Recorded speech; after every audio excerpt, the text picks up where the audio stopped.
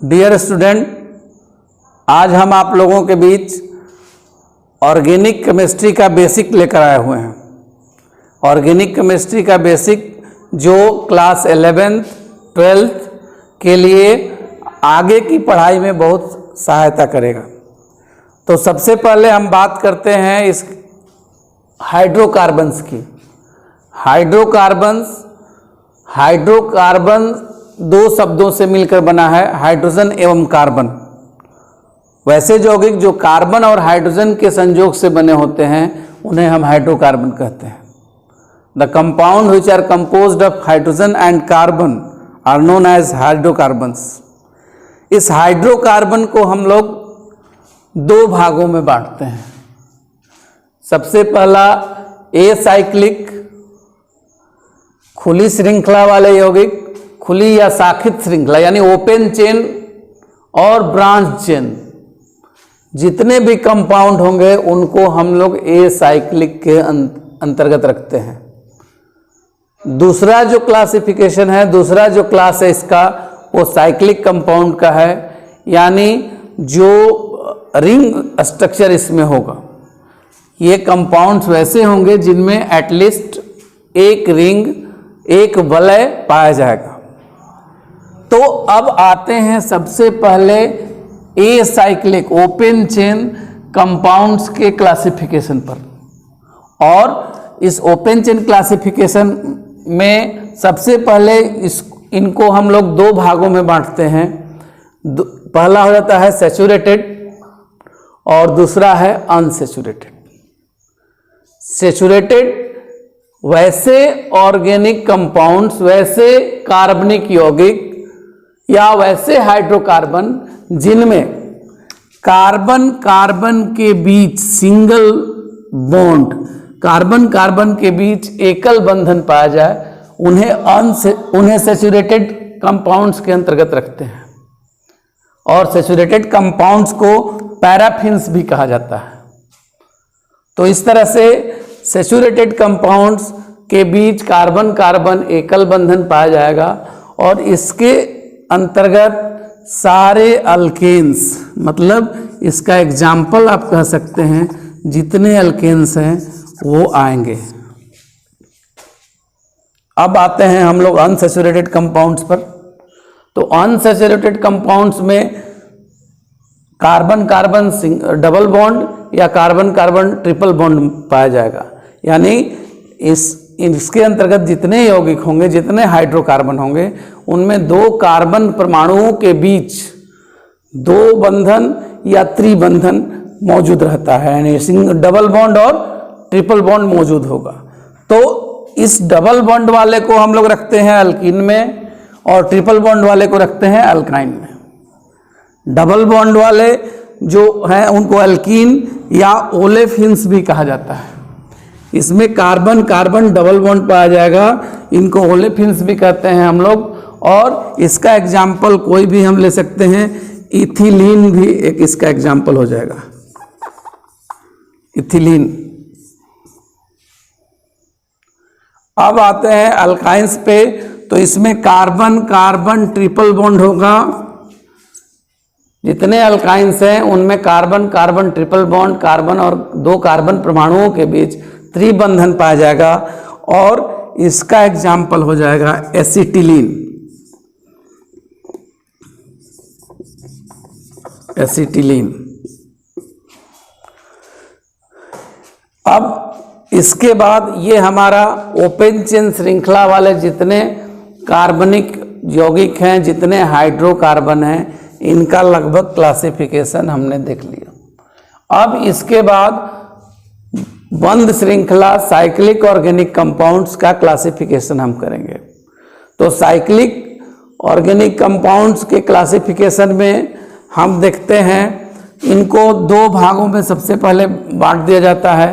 पहला होमोसाइक्लिक और दूसरा हेट्रोसाइक्लिक। होमोसाइक्लिक कंपाउंड्स में जो वलय होगा, उस वलय में कार्बन परमाणु ही केवल मौजूद होंगे। वैसे ऑर्गेनिक कंपाउंड्स या वैसे हाइड्रोकार्बन्स जिनमें कार्बन के ही परमाणु रिंग में या वलय में पाया जाए उनको हम लोग होमोसाइक्लिक कहते हैं। और इस होमोसाइक्लिक को आगे चल के दो भागों में बांटते हैं, पहला एरोमेटिक और दूसरा एलिसाइक्लिक। एरोमेटिक के अंतर्गत कम से कम एक बेंजीन रिंग वाला कंपाउंड होगा। एग्जाम्पल इसका लिख सकते हैं हम लोग, बेंजीन, इसका एग्जाम्पल बेंजीन हो जाएगा। ये एक रिंग वाला ऑर्गेनिक कंपाउंड है, ये होमोसाइक्लिक है। अब एलिसाइक्लिक के अंतर्गत बिना बेंजीन रिंग वाले बंद श्रृंखला वाले होमोसाइक्लिक जो हाइड्रोकार्बन है वो आते हैं। इसका एग्जाम्पल्स हो जाएगा साइक्लो अल्केन्स। जितने साइक्लो अल्केन्स हैं वो इसके उदाहरण हो सकते हैं, साइक्लो अल्केन्स। तो इस तरह से ये हमने देखा होमोसाइक्लिक को दो भागों में बांटा गया है, एरोमेटिक, एलिसाइक्लिक। एलिसाइक्लिक में साइक्लो अल्केन्स, और ये जो है एरोमेटिक के अंतर्गत बेंजीन या बेंजीन सब्स्टिट्यूटेड अदर कंपाउंड्स इसके अंतर्गत आएंगे। हेट्रोसाइक्लिक वैसे ऑर्गेनिक कंपाउंड्स जिनमें वलय तो पाया जाएगा, रिंग तो मौजूद होगा, बट रिंग में कार्बन के अलावा किसी अन्य तत्व के भी परमाणु हो सकते हैं। For example furan. इस तरह से हमने देखा ये पूरा जो हाइड्रोकार्बन है इसका क्लासिफिकेशन। अब हम अल्कीन्स और अल्काइंस के नोमेनक्लेचर पे बात करते हैं, इनके नामकरण के बारे में जानते हैं। इस चार्ट के माध्यम से हम लोग अल्केन, अल्कीन और अल्काइन का नामकरण सीखेंगे, जो आप बिल्कुल आसान तरीके से अल्केन और अल्काइन का नामकरण कर पाएंगे और उनका आयुर्वेदी नामकरण दे पाएंगे। तो सबसे पहले हम लोग जानेंगे कि किसी भी हाइड्रोकार्बन, अल्केन हो या अल्कीन हो या अल्काइन हो, उसके नाम का जो शुरू वाला वर्ड होता है वो उसके कार्बन परमाणु के अनुसार होता है। और ये जो वर्ड है प्रीफिक्स इसको बोलते हैं। हिंदी में इसको उपसर्ग बोला जाता है, अंग्रेजी में प्रीफिक्स बोला जाता है। और ये प्रीफिक्स निर्भर करता है कार्बन, किसी भी हाइड्रोकार्बन के कार्बन परमाणुओं की संख्या पर। यानी जितना किसी कार्बन परमाणु का संख्या होगा उसके अनुसार प्रीफिक्स होगा। अब यहाँ पर हम बात करते हैं, जैसे नंबर ऑफ कार्बन एटम्स हमने दिया है, यहाँ पर नंबर ऑफ कार्बन एटम 1, 2, 3, 4, 5, 6, 7, 8, 9 और 10। अब इनके आधार पर यहाँ प्रीफिक्सेस सेट होते हैं। प्रीफिक्स जो होगा, जितने अल्केन, अल्कीन, अल्काइंस का नामकरण होगा वो इस प्रीफिक्स के आधार पर होगा। तो एक के लिए यहाँ पर प्रीफिक्स लगाते हैं मिथ, 2 के लिए लगाते हैं इथ, 3 के लिए लगाते हैं प्रोप, 4 के लिए लगाते हैं ब्यूट, 5 के लिए लगाते हैं प्रोप पेंट,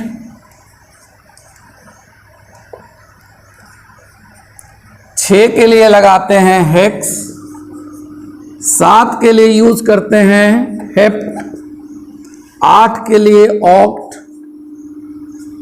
9 के लिए नोन, और 10 के लिए डेक।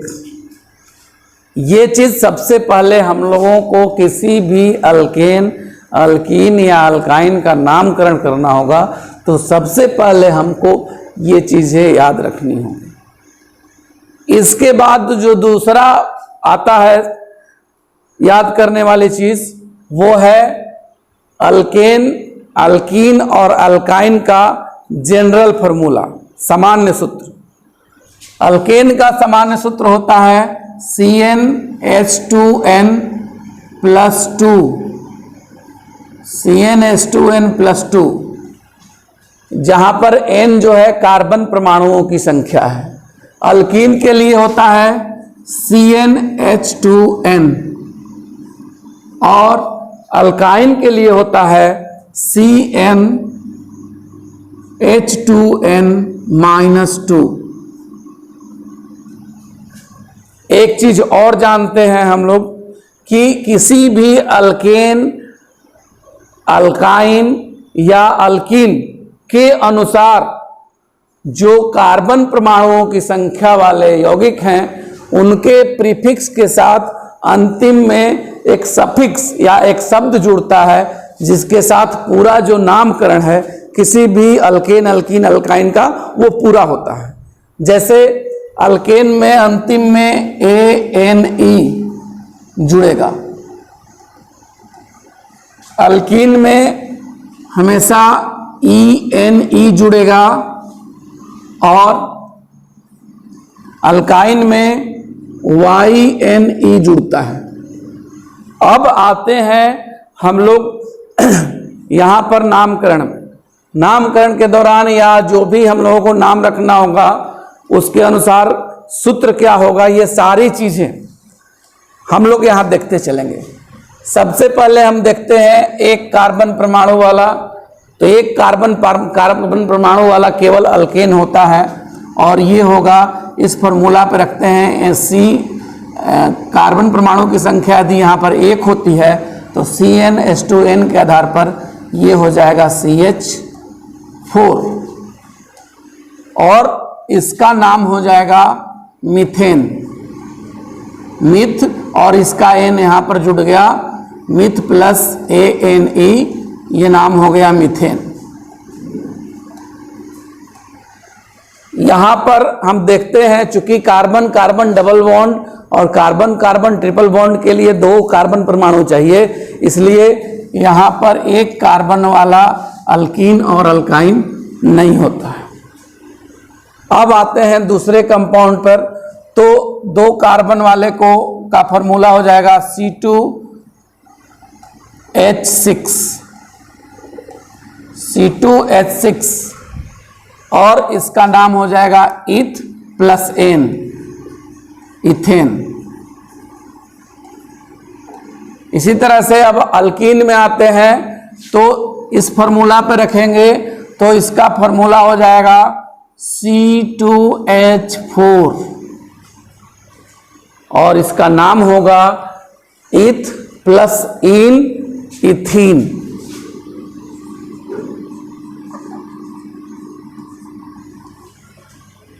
और यहां पर आते हैं कार्बन कार्बन ट्रिपल बॉन्ड वाले में, तो इसका उस फॉर्मूला के अनुसार, सामान्य सूत्र के अनुसार जब इसका हम सूत्र लिखते हैं तो ये होता है C2H2 और इसका नाम हो जाएगा इथाइन।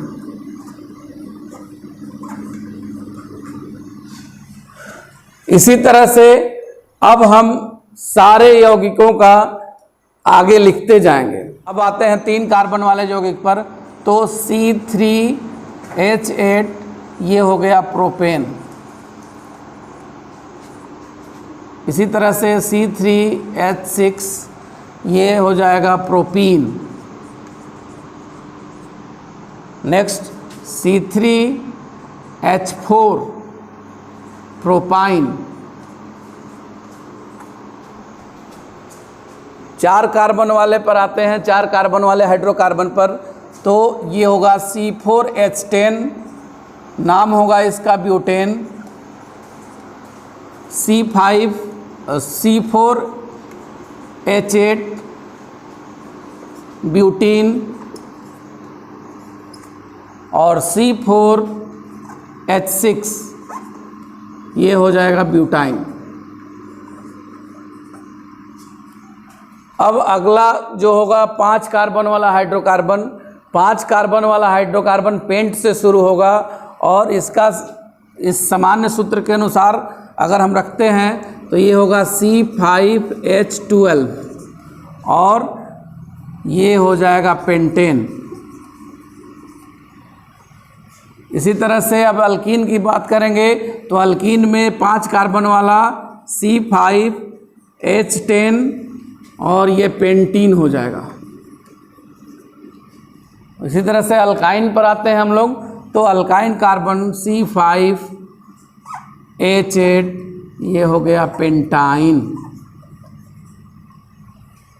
6 कार्बन वाला C6H14 hexane, C6H12 hexene, C6H10 hexyne. 7 carbon वाले पर आते हैं तो ये हो जाएगा C7H16 heptane, C7H14 हेप्टीन, C7H12 heptyne.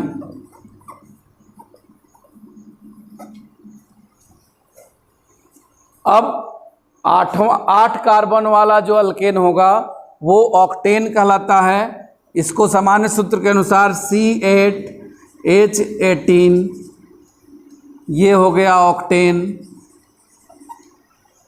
C8H16 octane, C8H14 ऑक्टाइन।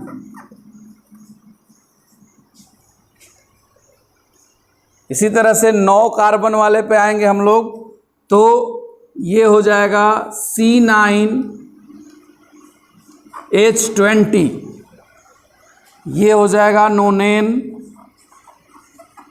C9H18 नोनीन। अब 9 कार्बन वाला अल्काइन जो होगा वो होगा C9H16 और इसको हम इसका नाम देते हैं नोनाइन।